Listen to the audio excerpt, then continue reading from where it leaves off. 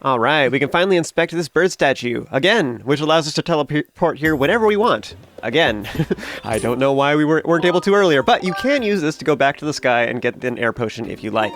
So apparently saving her life earlier in the game was not good enough for us to truly be called a hero, so instead we need to go collect tadpoles, which makes sense. I mean, that's clearly the logical solution here. But then again, we are trying to collect pieces of the Song of the Hero, so collecting pieces of another song just proves how musically heroic we are. So maybe that's actually perfectly logical. Up ahead, the very first thing you want to do is carefully take out the butterfly that'll give you the stink eye as soon as you get close, so be sure to take care of it first, and don't frighten it off. With that out of the way, you want to calibrate your controller because we won't be able to for a little while, so it's really important to take care of it now. What I'm going to do to make this guide extra special is I'm going to have a map on screen. That's right. Map hype! So most of the Tadtones are pretty straightforward, but there is one in particular that's kind of tricky, and that is right here. It's underneath this lily pad. In order to get it, you have to jump from this platform right here, so I recommend you start with this one. If you happen to jump down and you already missed this one, then what you'll have to do is climb up back through the great tree, or swim up through the great tree again. Go swim back to the base, and then climb your way back up and get back to this upper platform so you can jump down onto this lily pad. A couple notes about swimming in general. You can hold the A button to swim, and you don't use a lot of your air, or stamina as you want to put it, however you want to say that, but you will use more stamina if you shake the nunchuck to spin. Now the advantage of spinning is you move a little bit faster, but you also suck up nearby Tadtones, so they get like a black hole. You suck them all up and they come towards you, which is awesome.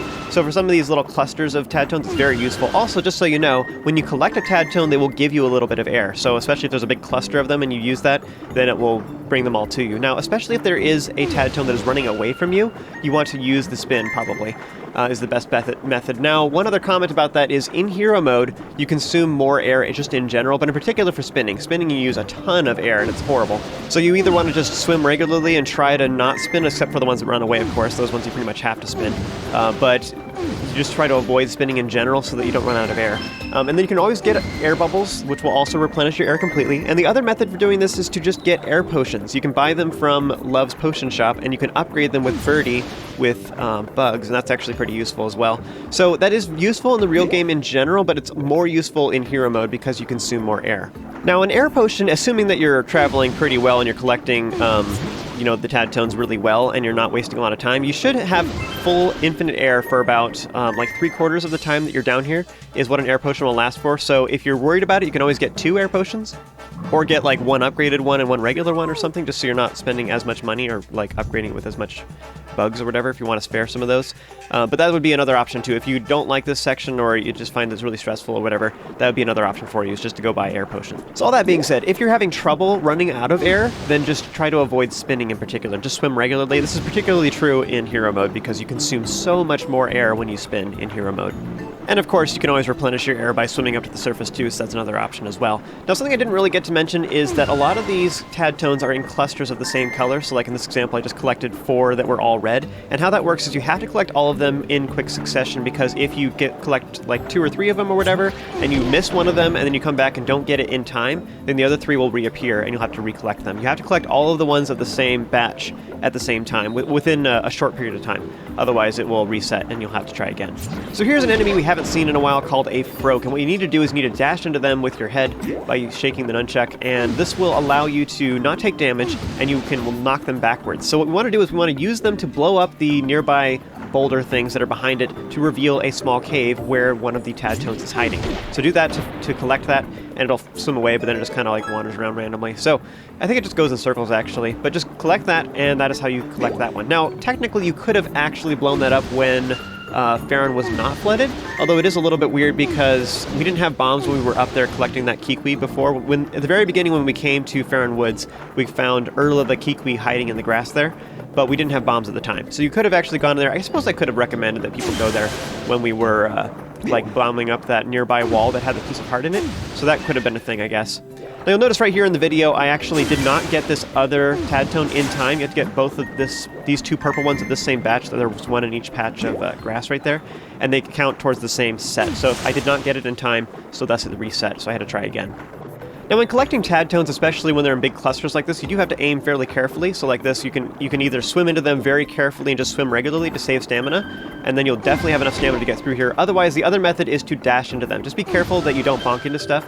And if you do neglect to get a a Tadtone in time, they will reset. But as you saw there, like I bonked into the wall and then my timer started running out. As soon as you touch another Tadtone of the same set, it will refresh the countdown timer that makes them disappear. So don't worry about, like, it's not like the total amount of time it takes, it's just the time it takes in between each Tadtone you get is what matters. So for these long strings of Tadtones, like this one in particular, you can totally just swim through here regularly. There's the timer lasts long enough and the amount of air you have is long enough that you can totally pick up each Tadtone in quick succession without dashing. So if you wanted to swim through here carefully, you totally have enough time and air to do so.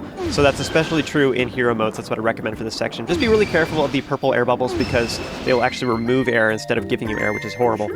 Now, one other quick comment is you can, like, dash into the blue air bubbles to get more air, and so I would recommend you dash as you're getting up to them. Just the same principle as when you're finding, stamina fruit. Like, you roll into them at the last second. Even if you're out of stamina, it doesn't matter. If you have just a sliver of stamina and use it up rolling into the stamina fruit, you'll get your stamina back as soon as you touch it anyway. So the same principle applies to these air bubbles as well. So you can save a little bit of time by dashing towards the air bubbles. The problem with that is sometimes, like, when you dash, it can feel a little bit awkward because you're, like, you move too fast, like unexpectedly, or you move slightly in the wrong direction, and then thus you miss the air bubble entirely, and then you could actually end up hurting yourself because of that.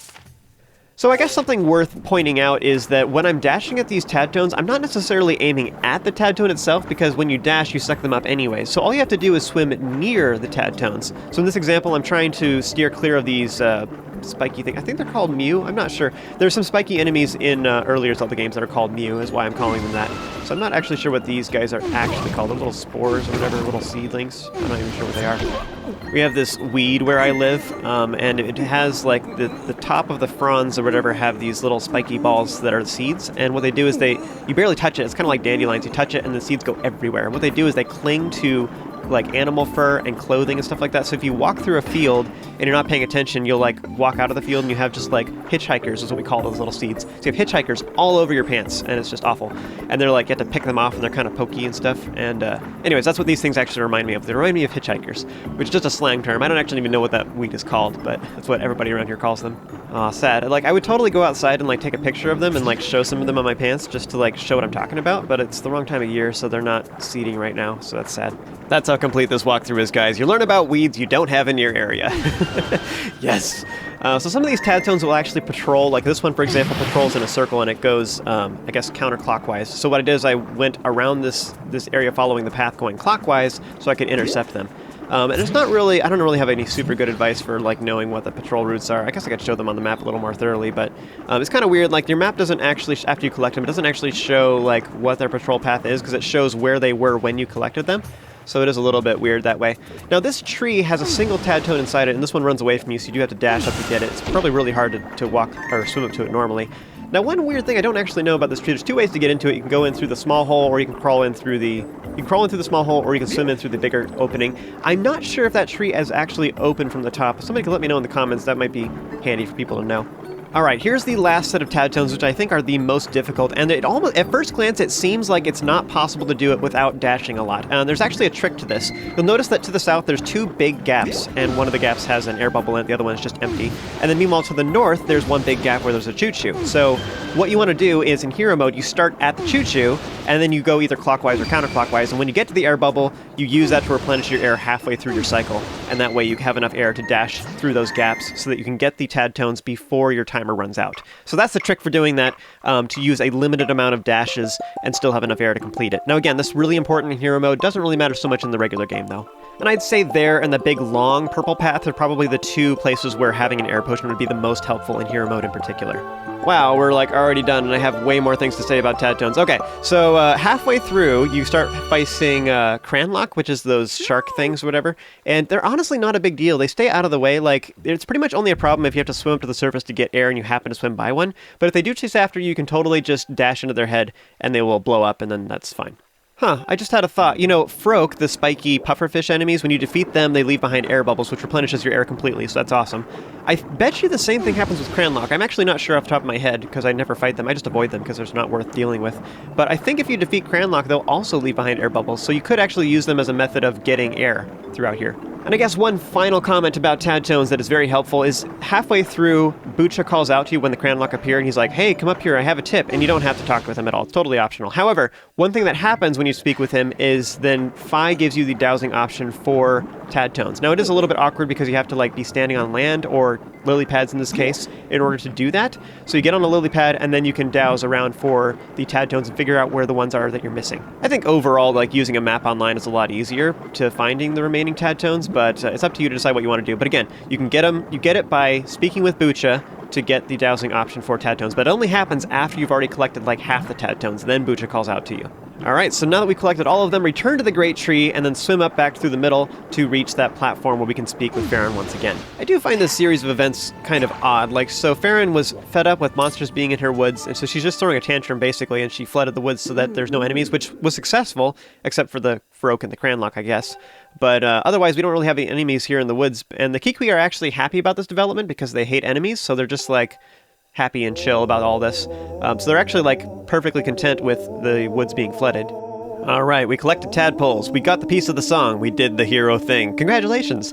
And so as reward, the second thing that happens is that Farron will unflood the woods because she's like, meh, I guess it didn't matter anyway. Like, Farron doesn't care that the woods are flooded. The Pirellas don't care that the woods are flooded. They're happy about it. In fact, the Kikwi are happy about it. So the only people that care about the woods being flooded and are upset about it is the bad guys and us.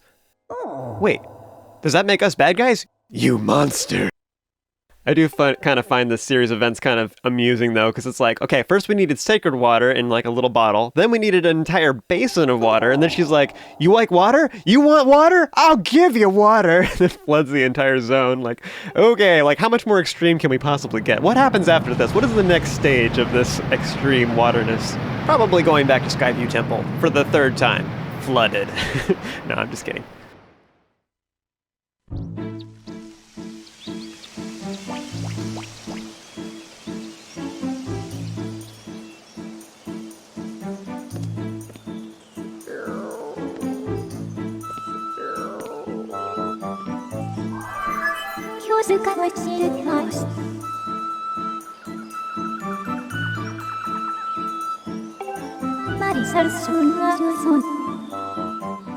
Alright, so we're basically done with everything we had to do in Farron. There is a side quest that is available here real quick, so I want to finish up the video with that. The first step of this side quest is actually in Skyloft, so use the bird statue to go to the sky!